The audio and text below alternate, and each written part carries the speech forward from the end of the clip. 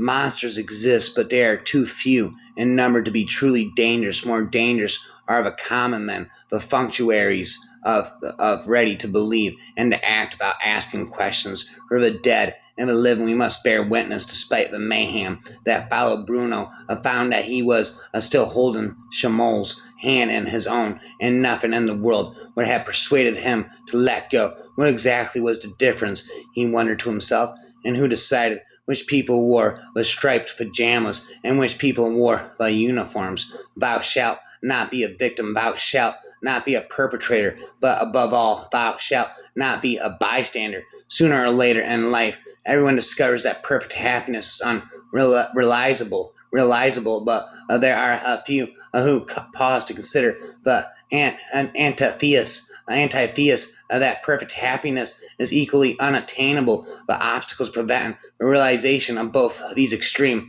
states are of the same nature. They derive from our human condition, which is opposed to everything infinite. If we bear all this suffering, and if there are still Jews left when it's over, and then Jews, instead of being doomed, will be held up as an example. There's a long road of suffering ahead of you, but don't lose courage. You've already escaped the gravest danger selection, so now muster your strength and don't lose heart. We shall all see the day of liberation. Have faith in life. Above all else, have faith, drive out despair, and you will keep death away from yourselves. Hell is not for eternity. And now a prayer, or rather a piece of advice. Let there be comradeship among you. And we are all brothers, and we are all suffering the same fate. The same smoke floats over all our heads. Help one another. It is the only way to survive. I told him that I did not believe that they could burn people in our age, that humanity would never tolerate it. Never shall I forget that night, the first night in camp, that turned my life into one long night, 7 times sealed. Never shall I forget that smoke.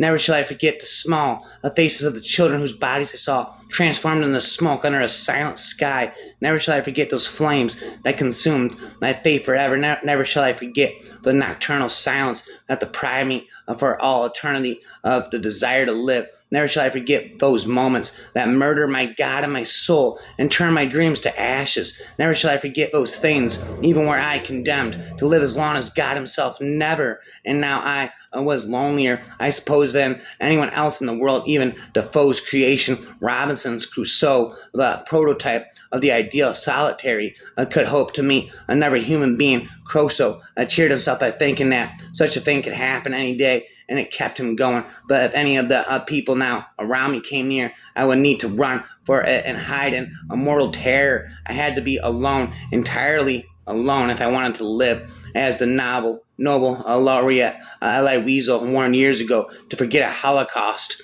is to kill twice. Don't be deluded. Hitler has made it clear that he will annihilate all Jews before the clock strikes 12. I exploded. What do you care what he said? Would you want us to consider him a prophet? His cold eyes stared at me. At last, he said wearily, I have more faith in Hitler than in anyone else. He alone has kept his promises, all his promises to the Jewish people. Bread, soup, these were my whole life. I was a body, perhaps less than that even. A starved stomach. The stomach alone was aware of the past and time. Who has inflicted this upon us? Who has made us Jews different from all other people? Who has allowed us to suffer so terribly up till now? It is God that has made us as we are, but it will be a God too who will raise us up again if we bear all the suffering. And if there are still Jews left when it's over, then Jews, instead of being doomed, will be held up as an example. Who knows, it might even be our religion from which the world and all peoples learn good. And for that reason, and that reason alone, do we have to suffer now. We can never become just Neverlanders or just English or representatives of any country for that matter. We will always remain Jews, but we want to too. We want to too. I span Holocaust knowledge to you.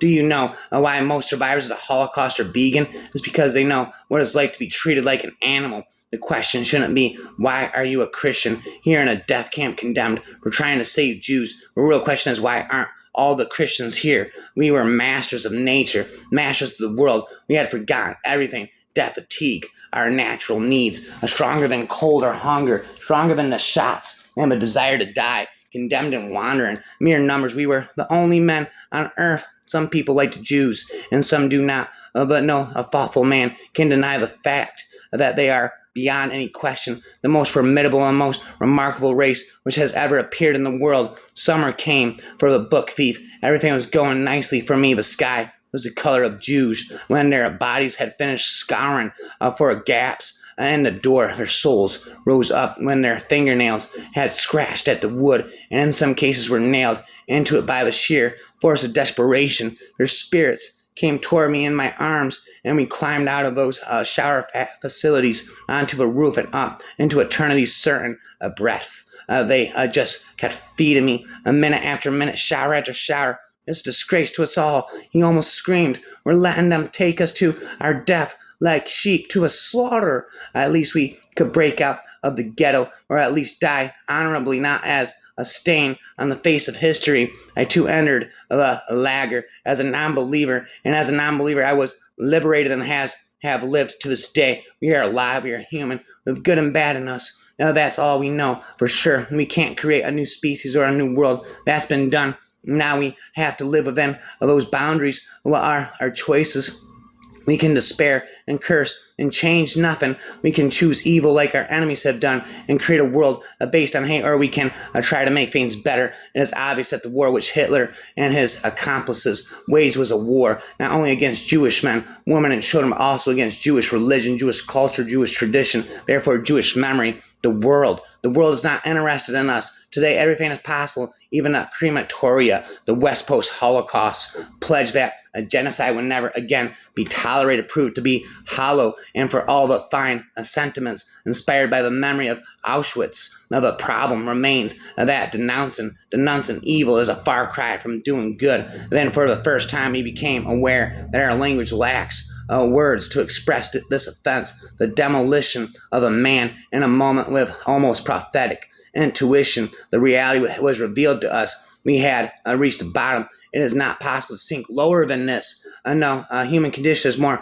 miserable than this, nor could it conceivably be so. Nothing belongs to us anymore. They have taken away our clothes, our shoes, even our hair. If we speak, they will not listen to us, and if they listen, they will not understand. They'll even take away our name, and if we want to keep it, we have to find ourselves the strength or to do so, to manage somehow, so that behind the name something of us as we were still remains. I'm not talking about your book now, but look at how many books have already been written about the Holocaust. What's the point? People haven't changed. Maybe they need a newer, bigger Holocaust. And it was not merely tens of thousands or hundreds of thousands, but hundreds of millions of people who were the obedient witnesses of the slaughter of the innocent, nor were they the merely obedient witnesses when ordered to. They gave their support to the slaughter, voting in favor of it amid a hubbub of voices. There was something unexpected in their degree of obedience. The extreme violence of the